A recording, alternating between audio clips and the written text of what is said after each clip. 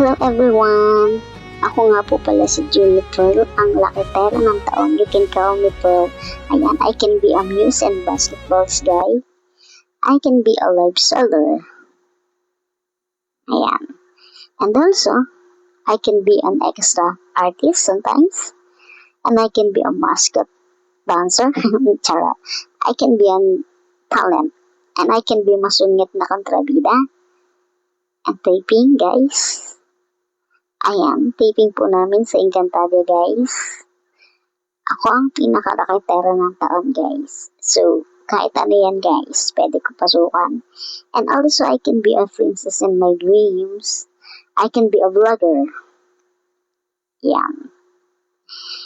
And sometimes, I can be a dancer. Pwede na. And I can be a TikTokers.